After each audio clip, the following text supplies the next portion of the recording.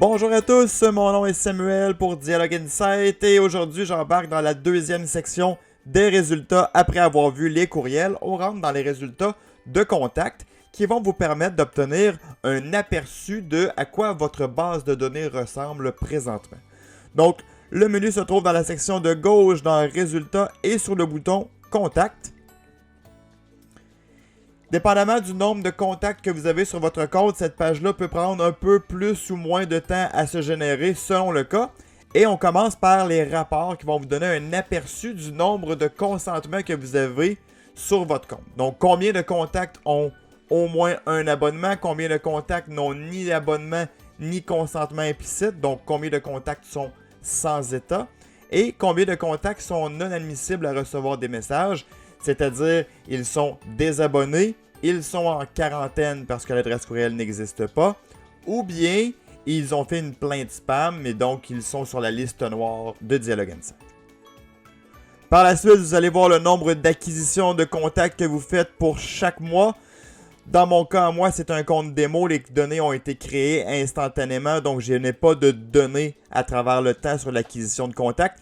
Évidemment, ici, ce que vous allez vouloir avoir, c'est une courbe qui grandit à travers le temps pour que le nombre de contacts augmente sur Dialogue Insight.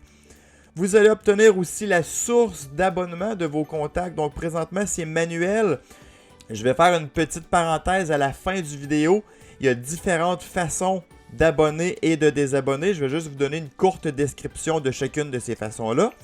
Vous avez aussi donc l'évolution de la liste de contacts à travers le temps, les différentes sources de désabonnement. Encore là, je vais pouvoir vous donner une description des différentes sources.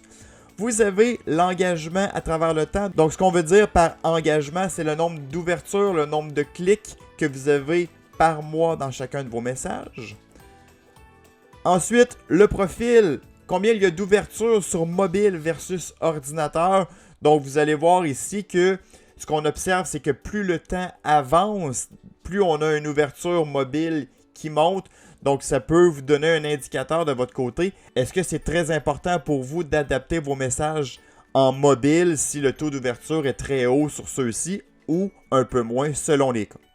Donc, ce qui est intéressant ici, c'est que pour chacun des tableaux, de chacun des graphiques qu'on vous montre, vous pouvez toujours faire le petit œil pour obtenir plus de détails où est-ce que vous allez pouvoir faire une segmentation sur le type de communication et aussi vous allez pouvoir définir la période sur laquelle vous souhaitez voir, par exemple, les sources d'abonnement.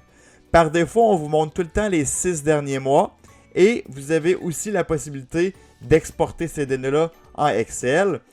Je vous montre un petit peu, par exemple, si je prends les sources d'abonnement et que je clique sur plus de détails, on va m'ouvrir une page qui va me montrer simplement mes sources d'abonnement par mois et je pourrais venir choisir ici la période que je souhaite afficher ainsi que le type de communication par abonnement. Donc, j'enchaîne tout de suite avec la petite description que je vous parlais. Voilà une courte description des champs que vous allez avoir autant pour les différentes façons d'abonner un contact et les différentes façons de désabonner un contact. Donc, si je commence avec l'abonnement, on en avait plusieurs, commençant par l'import. Donc, celui-là est assez facile à comprendre. C'est simplement l'abonnement d'un contact par un fichier Excel que vous avez importé de façon manuelle ou automatique sur Dialogue Insight. Les services web ou communément appelés les API, en fait, c'est que vous auriez pu faire un appel de service web et abonner un contact de cette façon-là. Les liens opérationnels, c'est un lien que vous pouvez mettre dans une infolettre. Donc, c'est un lien qui est créé par Dialogue Insight et qui va permettre d'apporter une modification sur un contact en particulier. Par exemple, pour l'abonnement. Vous mettez le lien dans un message marqué « Je m'abonne » et lorsque la personne clique dessus, automatiquement, elle est abonnée. Ça serait par un lien opérationnel.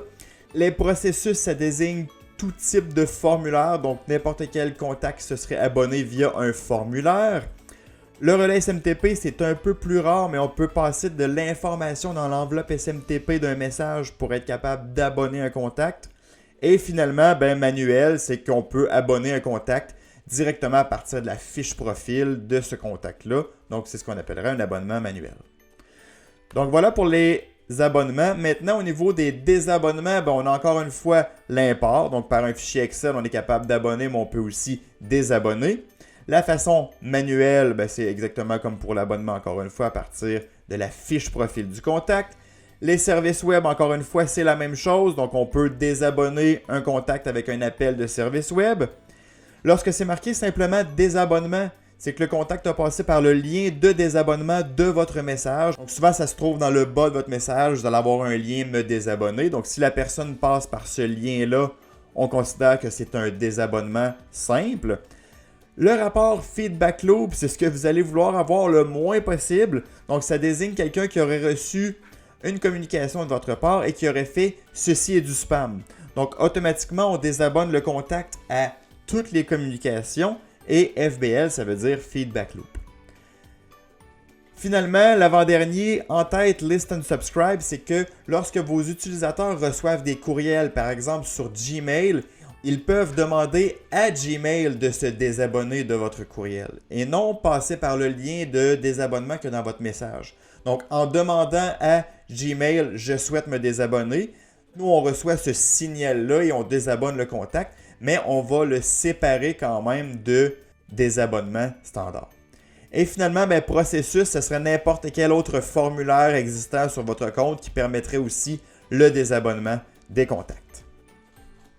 Donc voilà, ça fait le tour pour ce qui était des résultats de contact sur Dialogue Insight.